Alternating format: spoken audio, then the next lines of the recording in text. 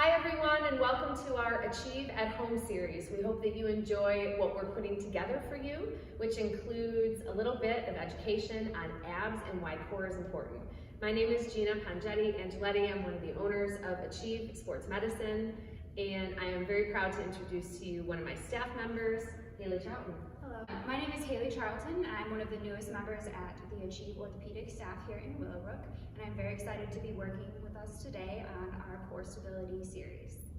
We're hoping that you take some time at home to do some of these exercises to supplement some of your physical therapy and also just make yourself a better, stronger person. So what is your core? Where are your abs? What are we concerned about with athletes and non-athletes, and just keeping you healthy from a spine and general posture position? We have to really identify what our core is. We have to talk about stability and how when your abs are tight, they create a good atmosphere for your arms and legs having power. Mobility with combination of stability. So sometimes your abs have to be tight while you're engaging in reaching for a volleyball spike or any sort of gymnastics arching. We have to make sure you're still breathing, super important to make sure that you take breaths in and breaths out to allow oxygen to come in while you're working, and that you're not using the wrong muscles if you're holding your breath. We also need to make sure that we do abs with extremities, because most sports and physical activities, even reaching for something, lifting for something, scratching, anything, involves you actually having motion while you're tightening your core. So what we're going to do is walk through everything, and in the end, you can choose to do this one of two ways. You can repeat all the exercises in a row, and you can do 2 or 3 sets of everything depending on your comfort level, or you can do the entire series and then start all over from scratch. Memorize things, make your own checklist, pick your favorites, add in things that your personal trainers or coaches or other PTs have given you as well. Here we go. So first we're going to start with finding our transverse abdominis. Now this is different than just your traditional six-pack abs. We're looking for that lower abdominal strength that helps us draw in, gives us our natural corset. So with Gina here, she's working on drawing in her belly button. Some people have a better time breathing all the way in and then breathing all the way out and kind of sinking their belly button back towards their spine and zippering everything in nice and tight. Now it's important, like Gina said, to remember to breathe while doing this, because all of our activities we must keep breathing. So what she's doing here is she's just drawing her belly button in and trying to maintain that pressure equally throughout the contraction. My back is going to be imprinting into my hand, but not pressing so hard that I feel like I'm doing a sit-up. A second way that you can have for cueing is pubic bone and breast bone need to come closer together in order to neutralize your hips.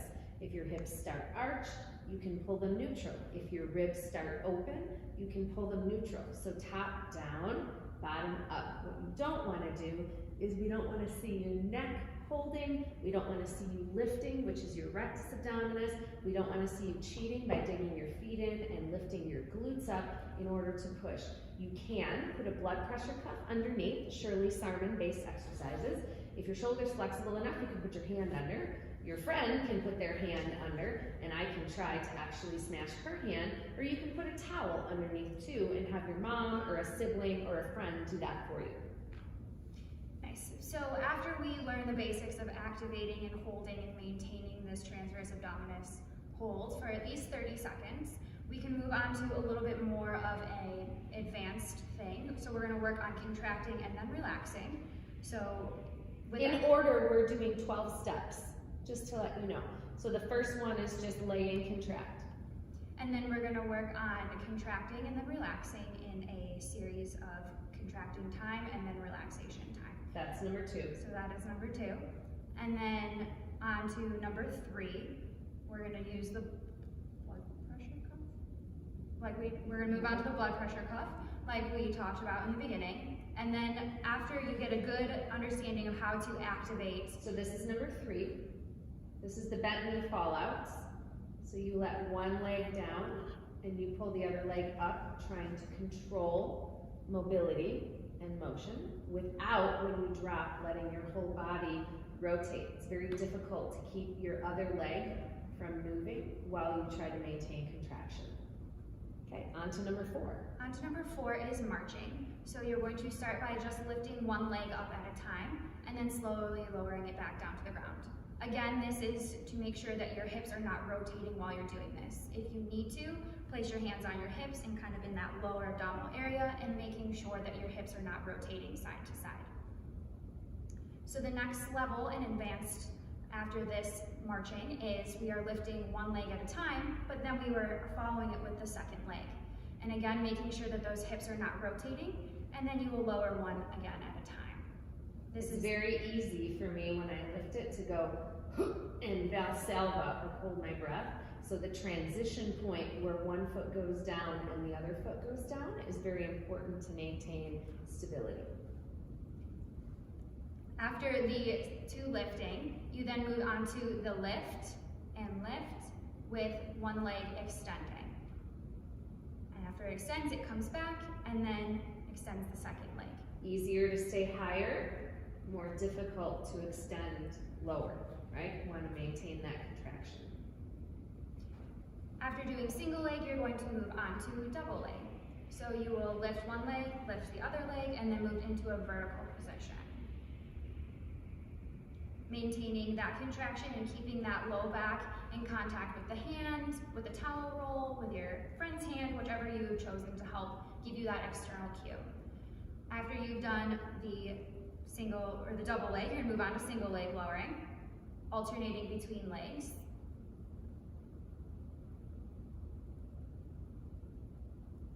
And then followed by the single leg, you'll move to the more difficult double leg. So both legs will extend and then you will lower. Again, the further you lower your legs down, the more difficult the exercise will become. Making sure you're maintaining that kind of drawn in position and not letting yourself lose that drawing in. If you feel like you've lost that drawn in position, start over again, reset, and make sure you're really getting that good deep contraction without the accessory muscles kicking in.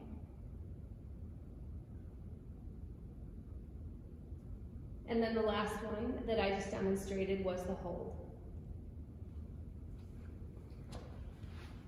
After doing all the transverse abdominis work, we'll move on to planks. So we will start with a front plank hold, and we'll start with just your basic front plank.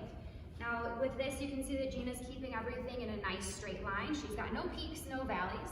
If you need an easier option, you can always drop down to your knees if you need. The other thing to pay attention to is her shoulders. She's maintaining a neutral position and not letting herself drop down too low or push away from the ground too far. So with this, you're going to take what you just learned with your transverse abdominis and really think about drawing that belly button in. So we're going to start with this front one, your work on just holding. You can work on lifting one arm or lifting one leg. And then you can move on to lifting one leg and the opposite arm. So with this, our goal is to try to keep everything rotationally stable. It's very difficult to maintain, so it's something you can work your way towards. If you are having a more difficult time, you can move on to your hands and knees in more of a push-up position and do the exact same things. So we start with one arm, then you move on to one leg, and then making it more difficult, you move on to one leg and one arm. We can also work on rotational stability in this position by working on some reach throughs. So with this, she is just reaching her arm through and trying to keep that stability within her trunk and contract. Because often when we do activities of running and playing in sports, we have a lot of that rotational stability that is needed, and this works into that stability with mobility category. After we've done all of our front planks, we will move on to side. And with side, we are looking again to keep the nice long line. We can start on your knees, and if that becomes easy, you can move up onto your full side here. And you can put one leg in front, which also widens your base of support and gives you a little bit of extra stability. After you've worked on just maintaining the normal side plank position, you can work on hip taps. So you can start by starting in the starting position and dropping your hips, slowly lowering them to the ground and lifting back up. Another option you can do is starting to do leg taps. So you can hold your side plank position, tap in front and tap backwards, trying not to let your hips drop on this one, keeping that nice straight line. You can also then work on hip circles or extensions upwards. And this one, again, you are working on keeping everything in a nice straight line. After this, you can go on to crunches. So with this, you're incorporating both a lower and an upper extremity motion. So this is a combination of the two. So you're squeezing in your side and really squeezing both sides of your abs, and this is really a whole body workout with that one. After that, you move on to your back planks. So with this one, you place your arms in line with your shoulders. Try not to put too much stress and strain on your shoulders by reaching too far backwards, and really thinking about opening up your trunk. So then you'll place your feet on the ground, flat, and lift your bottom into the air, and you're going to hold. After this, to make it a little bit more difficult, you can start with leg lifts. And butt taps can be an additional exercise. So just slowly lifting and lowering your butt, really thinking about squeezing those butt muscles as well as your core.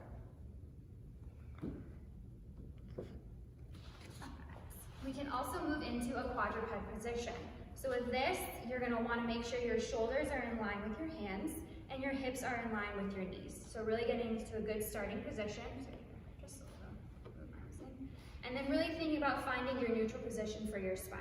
So if you have to do a couple cat-cows where you kind of arch up and sink down to try to find that neutral positioning for you. And so you will start here in the middle, again, like we were doing with the planks. You want to make sure your shoulders are in that good position. So we can start with moving just one arm at a time, similar to the planks, and then we can also move on to extending one leg at a time. Again, watching for that rotation and that extension through your back. Really drawing those abs to make sure you're not losing that neutral position and you're maintaining a neutral spine. After you feel comfortable with that, you can move on to a upper extremity and lower extremity motion. Again, this is working on that rotational stability and mobility and working to create that dynamic control in these positions. After just general lifting and alternating, you can work on pulses. So you are maintaining that opposite leg and arm position and pulsing for a few pulses and then coming back down and alternating.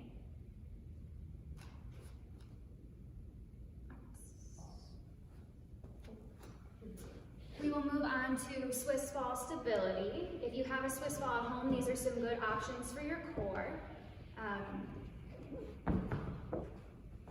We will start with just stability ball walkouts.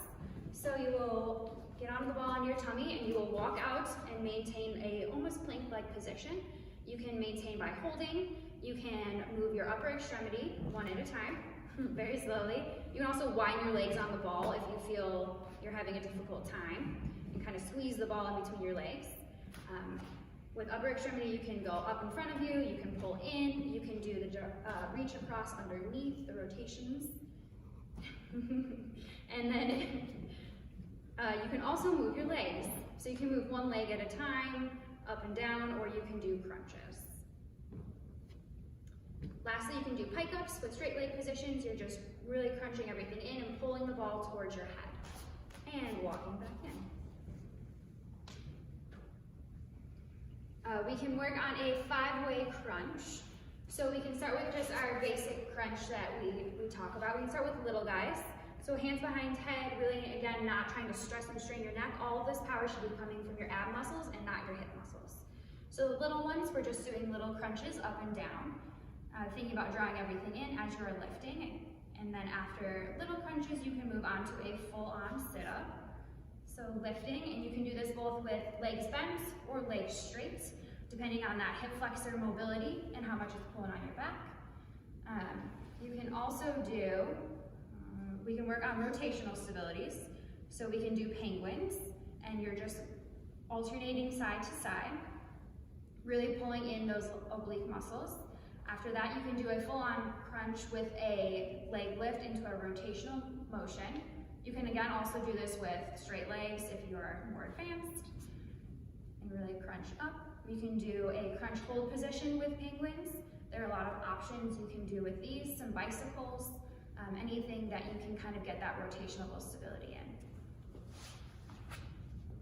Thanks guys for watching our education on abs. Hope you're nice and sore and stronger every day.